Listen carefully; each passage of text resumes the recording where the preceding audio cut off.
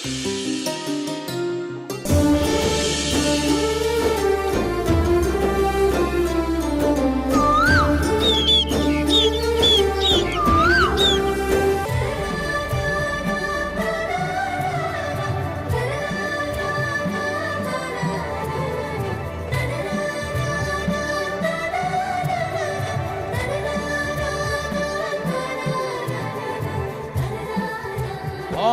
మాంగళ్యధారణ ముహూర్తస్ ముహూర్తోస్తు. బాబు భజంత్రేలు వాయించండి.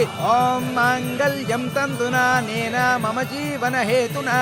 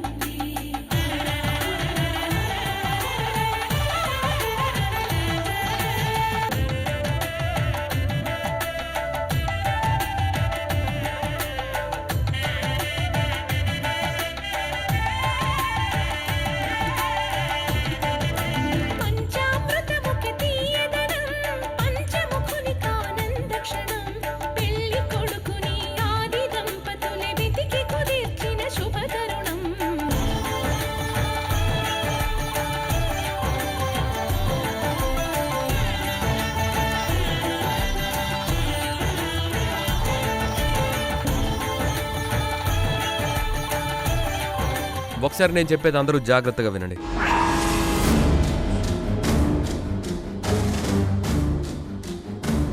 Madam, పెళ్ళి disturb చేస్తానేమో అని అనుకున్నాను, కానీ కరెక్ట్ టైంకి పెళ్ళి కూడా అయిపోయింది. మేడం, మీ పర్మిషన్తో నేను ఇక్కడ ఒక ఇంపార్టెంట్ విషయం చెప్పాలనుకుంటున్నాను. చెప్పు కళ్యాణ్. మీరు ఈ మ్యారేజ్ని ఒక మ్యారేజ్ ఈవెంట్ కంపెనీకి ఇచ్చారు. ఆ కంపెనీ తరపు నుంచి బల్విందర్ సింగ్ అనే అతను మేనేజర్గా వచ్చాడు. అవును, అంతా బాగానే అరేంజ్ చేశాడు కదా. కానీ అతను బల్విందర్ సింగ్ కాదు, మారు వేషంలో వచ్చిన విజయ్.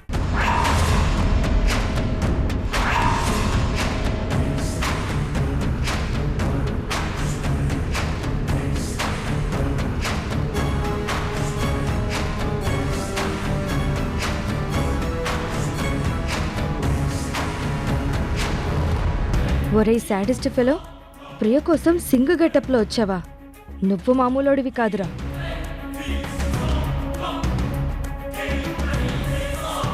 వాడి గురించి ఎంతసేపు చెప్పడం ఎందుకు?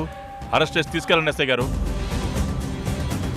ఆ దుర్మార్గుణ్ణి పెళ్లి చేసుకుని మా ప్రియ జీవితం నాశనం అవ్వకుండా వాడి బారి నుంచి మా రాణమ్మ కాపాడింది. వాడి పెళ్లికి ఎందుకొచ్చాడు అసలు? మీ ఫ్యామిలీ మీద పగ పెంచుకొని వచ్చాడు. ప్రియా పెళ్లి జరగకుండా ప్రియని ఏదో చేయడానికే వచ్చాడు.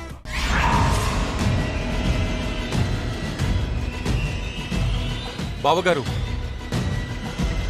వాడి గురించి ఇంతసేపు చెప్పడం అవసరమా? ఎక్కడున్నాడో పట్టుకుని అరెస్ట్ చేయండి.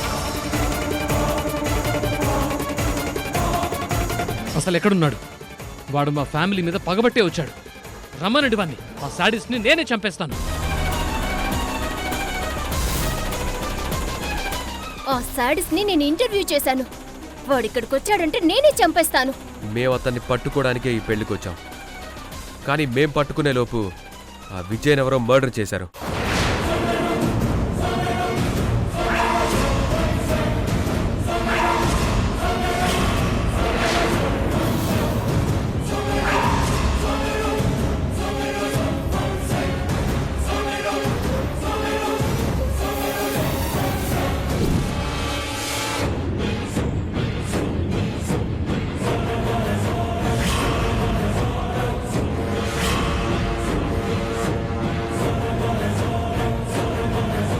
పెళ్లి మండపం, ఇంటి బయట మొత్తం క్లోజ్ చేశాం. విజయ్ని చంపిన హంతకులు ఇక్కడే పెళ్లిలో ఉన్నారు.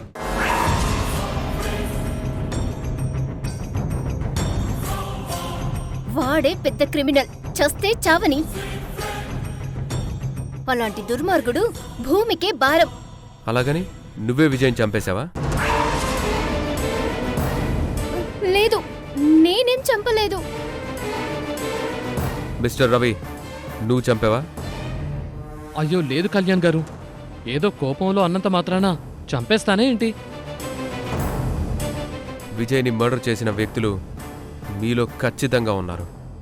మర్యాదగా లొంగిపోండి.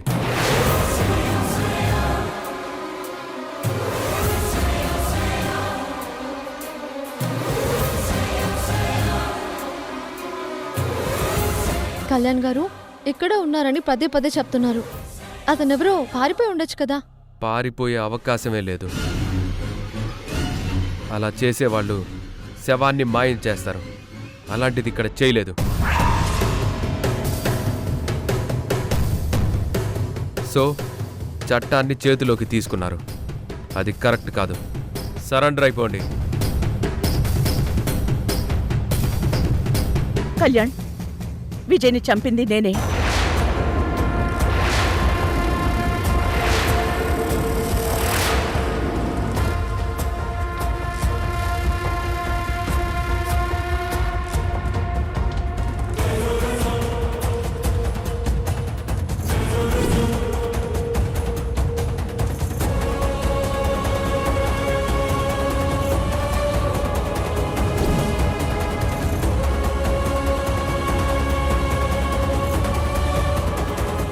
రాణమ్మా, నువ్వు చంపడం ఏంటి రాణమ్మా? ఏమైంది నీకు? అసలు వాడు బల్విందర్ సింగ్ కాదు, విజయ్ అని నువ్వెలా కనుక్కున్నావు? ప్రియా కృష్ణల పెళ్లి ఈవెంట్ మొదట బల్విందర్ సింగ్కి ఇవ్వలేదు.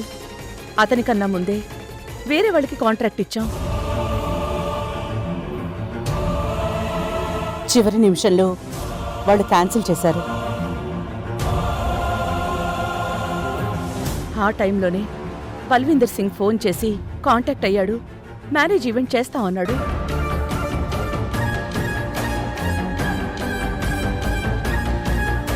అలా విజయ్ బల్విందర్ సింగ్గా మారువేషంతో ఈవెంట్ మేనేజర్గా వచ్చాడు.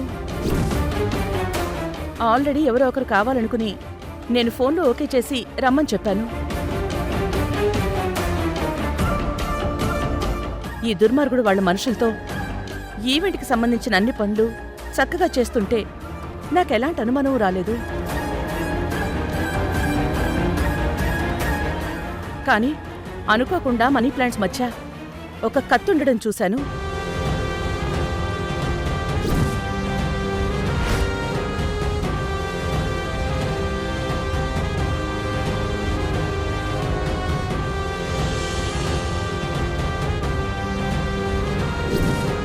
అది కిచెన్లో వాడే కూరగాయల కత్తి కాదు, మనుషుల్ని చంపే మారణాయుధం అని నాకు అనుమానం వచ్చింది. ఆ తర్వాత ప్రియా రూంలో బెడ్ కింద నాకు రక్తం కనిపించింది.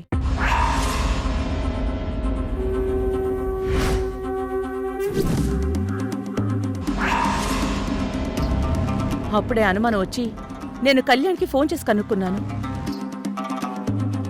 విజయ్ తప్పించుకున్నాడని, పెళ్లికొచ్చి ఎవరికైనా హాని చేస్తాడేమోనని కళ్యాణ్ నాతో చెప్పాడు. నాలో అనుమానం ఇంకా పెరిగిపోయింది. పెళ్లిలో ఏదో జరుగుతుందని కన్ఫర్మ్ చేసుకున్నాను. ఆ సమయంలో ఆ బల్విందర్ సింగ్ వేషంలో ఉన్న విజయ్ని అనుకోకుండా గమనించాను. అతని కళ్లల్లో ఈవెంట్కి సంబంధించిన సరదా, సంతోషం ఏమీ కనిపించలేదు.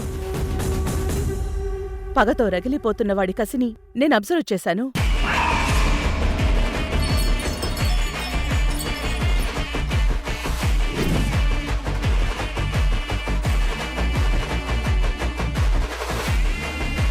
ఆ తర్వాత పెళ్లి రోజు తాళి కట్టే ఓ గంట ముందే ఈవెంట్కొచ్చిన విజయ్ మనుషులు వాళ్ల వ్యాన్లో హడావిడిగా వెళ్లిపోవడం నేను గమనించాను.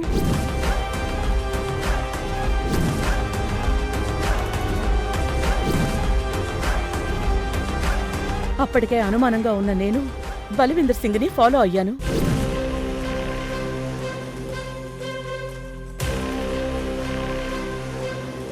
ప్రియ సూర్య నమస్కారం చేయడానికి ఒంటరిగా పైకి వెళ్తుంటే ఆ దుర్మార్గుడొచ్చి ప్రియని ఫాలో చేస్తూ వెళ్ళడం నేను గమనించాను.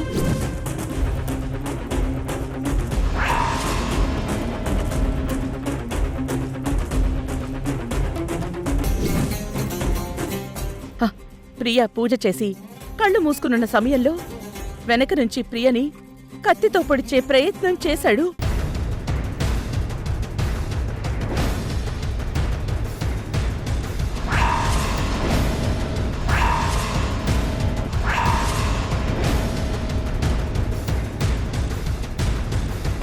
ఆ క్షణంలో నాకు వాళ్ళెలా ఆపాలో నాకు అర్థం కాలేదు. అందుకే దీపం సమ్మిటి తీసుకుని ఒకే ఒక్క పోటు వేశాను.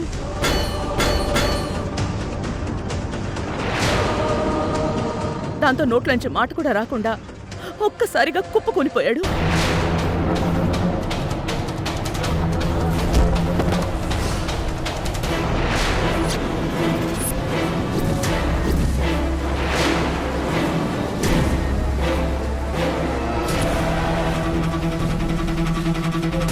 ప్రియ కళ్ళు తెరిచి చూసేలోపు విజయ్ మీద ఒక క్లాత్ కప్పి కవర్ చేసేశాను.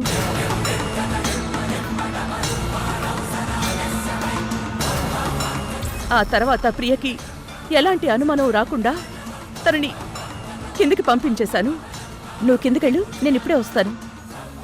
సరే అత్తయ్య. నువ్వు వెళ్ళు.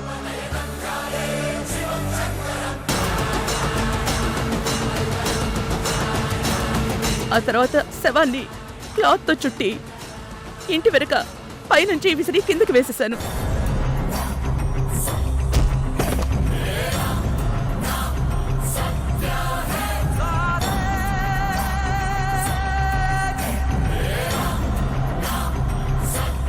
ఏ విషయం తెలిస్తే ఎక్కడ పెళ్లి ఆగిపోతుందోనని పెళ్ళయ్యే వరకు నిజం చెప్పకుండా ఆగాను. పెళ్లిని జరిపించాను.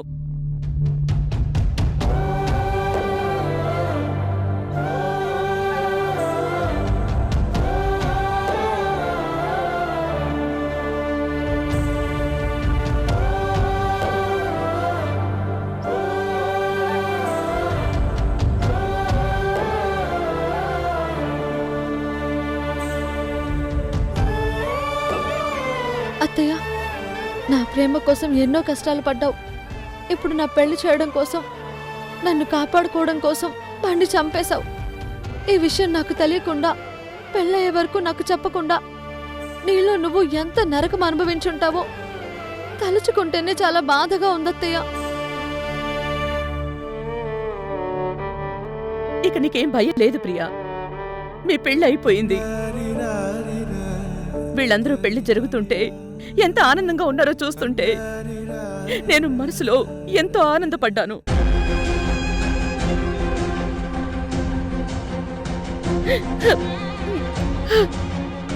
నీ ప్రేమ గెలిచింది. నీ ప్రేమ గెలిచింది. మీరు పెళ్లి చేసుకుని మీ కలని నిజం చేసుకున్నారు. ఇంతకంటే నాకు కావాల్సింది ఏముంది?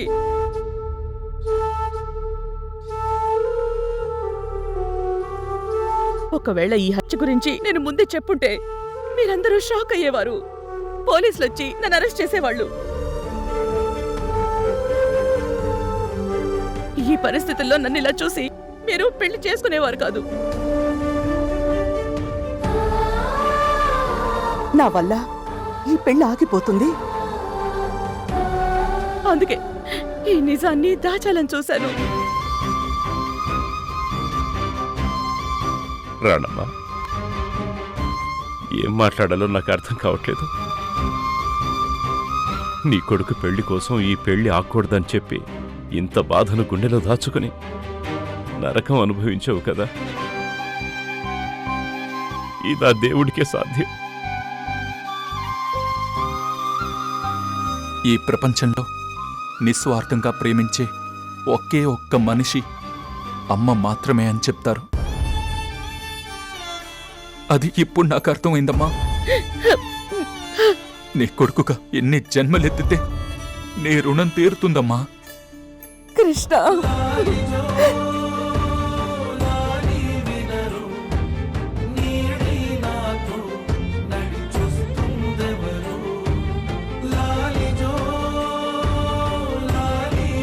తన పిల్లల కోసం అమ్మ ఏమైనా చేస్తుంది, ఎంతైనా చేస్తుంది, అవసరమైతే ప్రాణాలిస్తుంది అని చిన్నప్పుడు చందమామ కథల్లో చదివానమ్మా. ఆ కథ ఇప్పుడు ఈ కథేనమ్మా. ఆ కథలో అమ్మవి, మా అమ్మవి నువ్వేనమ్మా.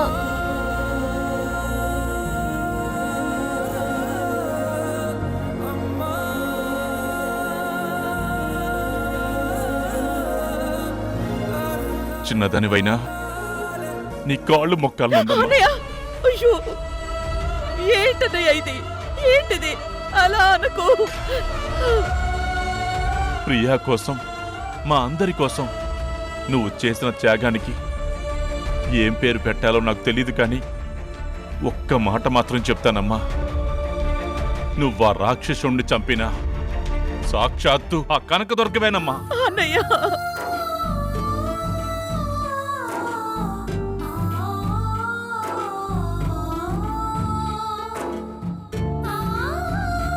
అన్నయ్య, ప్రియా నా బాధ్యత అంతే.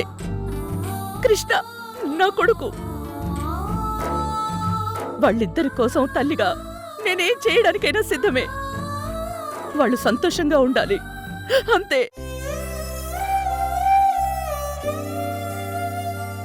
మేడం,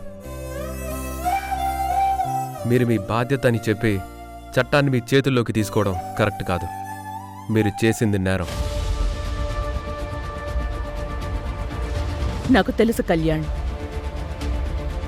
ఆ సమయంలో ప్రియని రక్షించుకోవడానికి నాకు వేరే దారి లేదు.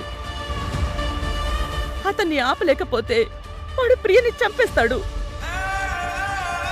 అందుకే కేవలం నా ప్రియని కాపాడుకోవడం కోసం, ఆత్మరక్షణ కోసమే అతన్ని చంపాల్సి వచ్చింది. I'm sorry madam. ఒక మనిషిని హత్య చేయడం నేరం. కాబట్టి మిమ్మల్ని హత్యా నేరం కింద అరెస్ట్ చేయక తప్పడం లేదు.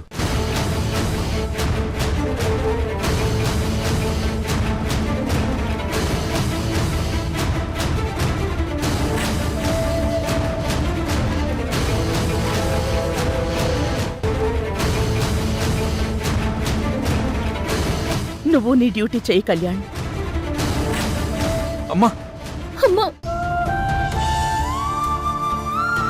కళ్యాణ్ ప్రియావతిని కాపాడడానికి మా అమ్మ వారిని చంపింది. అమ్మను అరెస్ట్ చేయకు కళ్యాణ్, ప్లీజ్. అవును కళ్యాణ్, పెళ్ళి ఆకూడదని అలా చేసింది. అంతా నీ చేతుల్లోనే ఉంది. అమ్మని వదిలే కళ్యాణ్. నాకు బాధగానే ఉంది, కానీ తప్పు ఒప్పు అనేది కోర్టు నిర్ణయిస్తుంది. నా డ్యూటీ నన్ను చేయనివ్వండి.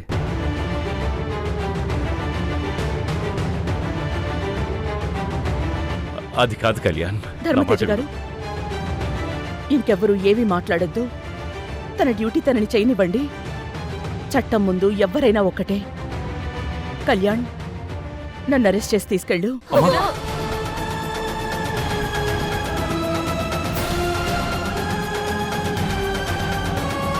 Constable, arrest.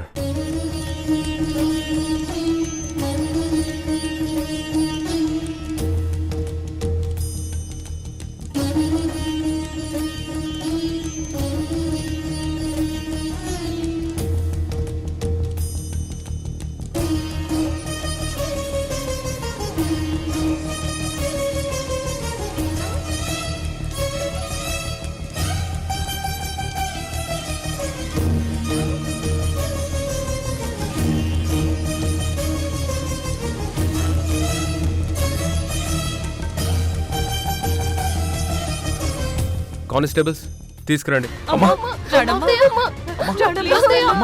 రాణమ్మా,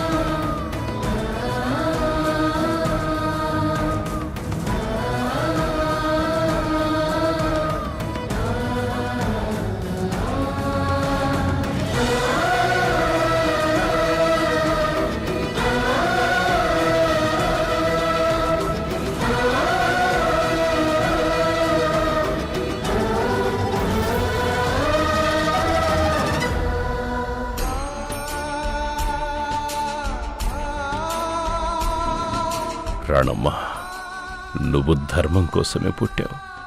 ఈ ధర్మతేజ కోసం భార్యవయ్యావు. యుగానికి ఒక్కరే కారణ జన్ములు పుడతారంటారు. ఆ కారణ జన్మురాలివి నువ్వు నా కోసం నా భార్యగా పుట్టావు రాణమ్మ.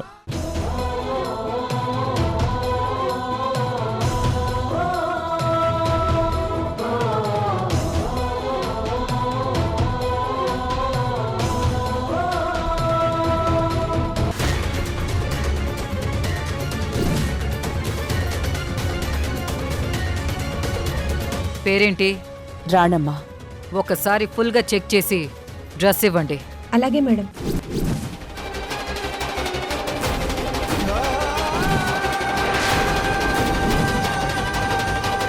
రాణి రాణమ్మ,